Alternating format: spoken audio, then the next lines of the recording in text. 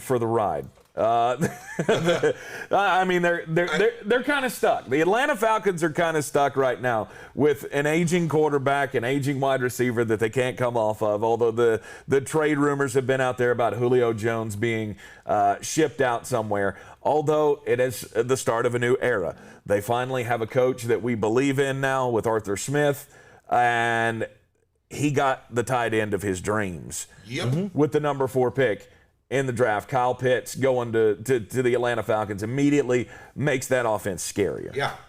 Agreed. Kyle Pitts is basically going to be a third wide receiver for this team. Hayden Hurst will be the blocking tight end. You're going to see a ton of Kyle Pitts played on the outside. I mean, he's Calvin Johnson. That's exactly what I think Kyle Pitts is. I think he is a freak of nature that would have been a top 5 player as a wide receiver if he had never played tight end in his life. I love this kid. I love this pick.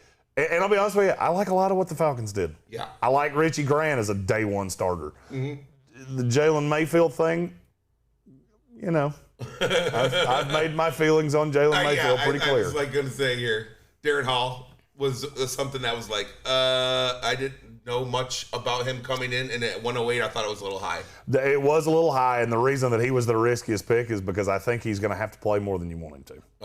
Because you've got a Kendall Sheffield, Isaiah Oliver, A.J. Terrell, Darren Hall. That's your first 4 corners.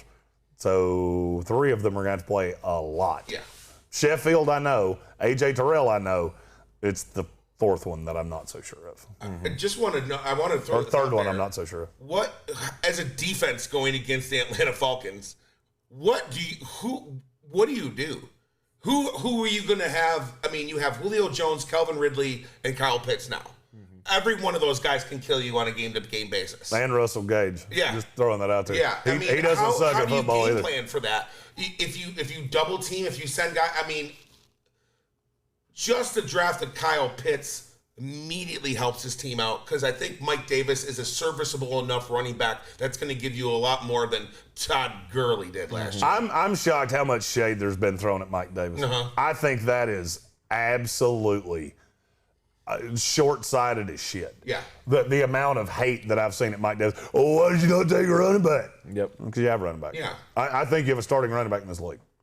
And you still have Brian Hill, who does well as a backup. He wasn't like terrible. I'm not saying he was like a complete utter failure every time he got. Okay, maybe he was during German. I'm not going to say he was, but you can't. No, he doesn't matter. Yeah, he doesn't matter. You can't game plan for this team anymore. I don't know what the hell you're going to do. First of all, Brian Hill's not on this team. I do need to. I got to state that He's not. he was a free agent. Oh well, I apologize. Yeah, he gone.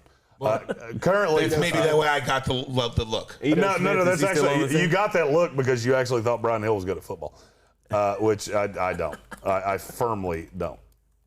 He's fine. Just like I think Mike Davis is fine. I don't think he's anything to write home about. But he is a serviceable running back that they can use to pick up some yardage. That's not going to be the focal point of this offense. No, they're not going to require Mike Davis to do a whole lot. No, and you're going to have defenses spread incredibly thin. Mike Jones. Who? Mike Davis is a really aggressive runner, and I think he'll be just fine. And they're going to add another running back. Just like the Dolphins. Yep. I didn't kill the Dolphins for not taking a running back because somebody traded in front of them. Man, who are you going to take? What, do you feel great about Kenny Gainwell? I mean, I would have liked that, but didn't work out that way. Their riskiest pick, Darren Hall? Solely because of what I just said. Yeah. He's going to be asked to do I think he's going to be asked to do a lot, and I don't necessarily think he's ready for that.